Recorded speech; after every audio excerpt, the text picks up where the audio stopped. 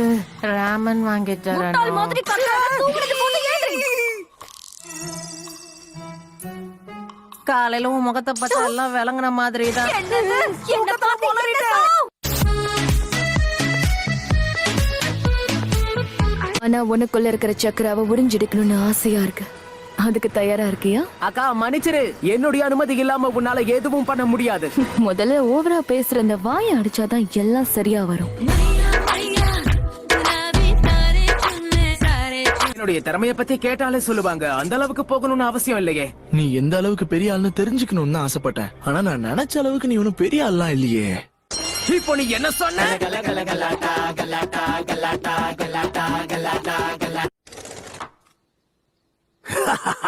என்னப்பா படுக்க போட்டாங்களா? மாஸ்டர் ஜீராயா, என்ன கக்காஷி, அடி ரொம்ப பலமோ? எப்படி இருக்க? நலந்தானா உடலும் உள்ளமோ நலந்தானா. இல்ல இதுக்கு முன்னாடி நீ யாருக்காவது முத்தம் கொடுத்திருக்கியா? அது நடந்தது ஒரு பையன் கூட தான், ஆனாலும் பரவாயில்ல. அப்படியா? அதெல்லாம் கணக்குல வராது. சரி, இப்ப என் கூட விளையாடுறதுல உனக்கு சம்மதமா இல்லையா? நான் முத்தம் தின்பவள், ஒரு முரட்டு பூய்வள். உங்களுடைய பிளேட் மரத்தை கிழிச்சிட்டு போயிருக்கு. பின்னாடி இருக்கிற அந்த பாறையையும் அது டேமேஜ் பண்ணிருக்கு. அசம்பாவிதம் நடந்துடக்கூடாதுன்னு முழு பவரை பயன்படுத்தல.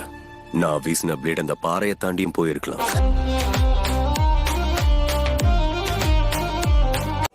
முதல் தடவை 6 விலா எலும்புகளையும் 2 கைகளையும் உடைச்சுக்கிட்டேன். உடம்புக்குள்ள இன்னும் சில உறுப்புகள் செயல் இழந்தது. அதுவும் நான் சாதாரணமா ஒரு ஆராய்ச்சி பண்ணிக்கிட்டு இருக்கும் போதுதான் இதெல்லாம் நடந்தது. கொஞ்சம் கூட பாவம் பார்க்காம சுனாட என்ன வெளுத்து வாங்கிட்டா. அப்படியா? அப்ப கத்து கொடுங்க. ஹேய், நான் தான் முதல்ல கேட்டேன். கேக்குறது முக்கியம் இல்ல, கத்துக்கிறது தான் முக்கியம். என்னால கத்துக்க முடியாதுன்னு நினைக்கிறியா? உதவ வந்தது குத்தமா, என்னையே இப்படி கோத்து விட்டுட்டா.